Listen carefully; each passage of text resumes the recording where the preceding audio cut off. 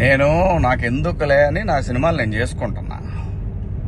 Yes, Amaravati విషయంలో శివాజీ ఎప్పుడైనా మాట్లాడతాడు, ఎప్పుడైనా ఏ పార్టీతో అయినా ఎదురెళ్ళి మాట్లాడతా. అది రైతుల కష్టం. ఆ కష్టాన్ని మీరు మీ ఇష్టం వచ్చినట్టు ఎవరికాళ్ళు వాడేసుకుందామంటే చూస్తా ఊరుకోం. ఏంటి ఆచి చికెన్ మసాలా. నేను ఈ సినిమా రిలీజ్ ముందు ఇచ్చిన ఇంటర్వ్యూ మీ అందరికి చాలా ఇబ్బందిగా అనిపించింది కదా. నేను ఎప్పుడైనా మాడతా గురు, ఎవడికి భయపడను. మీలాగా ఆడెవడో ఇచ్చే పేటిఎం డబ్బుల కోసం నా బతుకు నడిస్తే చాలులే అని అనుకుని పోయే రకాన్ని కాదు నేను. అలాగైతే మీ అందరూ తెలుసోలేదు, నేనే ఒక వ్యవస్థను ఏర్పాటు చేయగలిగినోడిని నేను కాదు. ఈ బతుకిచ్చింది మనకి జనం, అది నాకైనా రాజకీయ నాయకులకైనా. మధ్యలో పేటీఎం గాళ్ళు ఉన్నారు చూసారా మీరు, మీ అందరూ ఈ సినిమాని ఆపగలరేమో, మీరు శివాజీని ఆపలేరుగా. ఏంటి సినిమాని ఎలా ఆపగలరు మీరు? మొత్తానికి ట్వీట్లు వేసి ఇన్స్టాలో మీ ఇష్టం వచ్చినట్టు రెచ్చిపోయి సినిమాకి కొంతమంది ఇక్కడ రెగ్యులర్గా రివ్యూలు ఇచ్చే వాళ్ళతోటి రాపిచ్చేసి కింద కామెంట్లు పెట్టిచ్చేసి, ఒకడైతే వాడికి ఒక 100K సబ్స్క్రైబర్స్ ఉంటాడు. సినిమా రిలీజ్ కూడా కాల. ఆశ్చర్యపోయాను నేను, ఏంటి ఏదో తేడా కొడుతుంది అనుకున్నా. అయినా నేను కంప్లైంట్ ఇద్దాం అనుకున్నా. అయినా వద్దు పిల్లనాళ్ళు బాధపడటానికి. కానీ రే పేటీఎం బ్యాచ్ నన్ను తగులుకుందాం అనుకుంటే మీ ఓడికే ప్రమాదం. గుర్తుపెట్టుకోండి, నేను జనం కోసం బతికే మనిషిని, జనం డబ్బుల కోసం బతికే మనిషిని కాదు. వద్దు గురు, నా జోలి వద్దు.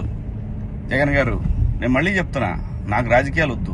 నాకు కావాల్సింది, నేను అమరావతి రైతుల కోసం నిలబడ్డాను, జనం కోసం నిలబడతా. అది ఏ పార్టీ అయినా, అది మీరైనా ఇంకో పార్టీ అని ఎవరైనా సరే, ఎదురొస్తే జనానికి ఎదురొస్తే మాత్రం నేను నిలబడతా. కానీ నేను మాట్లాడుకుందా ఇంక నుంచి. నేను డైరెక్ట్గా అడుగుతా పిఎం గారినే, ఈ దేశంలో సిబిఐ మీద నమ్మకం ఉండాలంటే, సిబిఐ మీద నమ్మకం కుదరాలంటే ఫస్ట్ కేసులను రాజకీయ నాయకులందరినీ కూడా పక్కన పెట్టి, రాజకీయాల నుంచి పక్కన పెట్టి, వాళ్ళు మంచోళ్ళ చెడ్డోళ్ళ అని తేలిన తర్వాత వాళ్ళని పాలిటిక్స్ లో ఉండే విధంగా చేయగలిగితే బాగుంటుందని పిఎం గారిని కూడా అడుగుదాం అనుకున్నా. ఇక నుంచి మిమ్మల్ని రోజు అడుగుతా. ఇక నుంచి మీకు రోజు నా జోలు రావద్దు.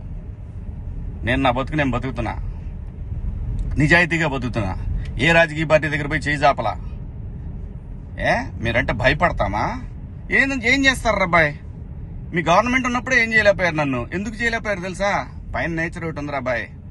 రప్ప ఇవన్నీ బాగుంటాయి వీడియోల్లోనూ వాటిలో చూసుకోవటానికిను ఎగేసుకొని మనం భుజాన రేపేదో జరుగుద్దని ఊహించుకుంటే. మనందరికంటే ప్రకృతి గొప్పది రాబాయ్, గుర్తుపెట్టుకోండి. అయినా వ్యవస్థ గురించి ఆలోచించాలి కానీ, ఎవడో ఒకటి డబ్బు సంపాదించుకుందాం జనం మీదని వాడి కోసం వాడిచ్చే 1000 రూపాయలు, 4000, 10,000, 20,000, 1,00,000, 2 లక్షల రూపాయల కోసం ఎంతమంది భావితరాల భవిష్యత్తు ఆడుకుంటారా మీరంతా? బుద్ధి ఉందంటారా మీకేమన్నా?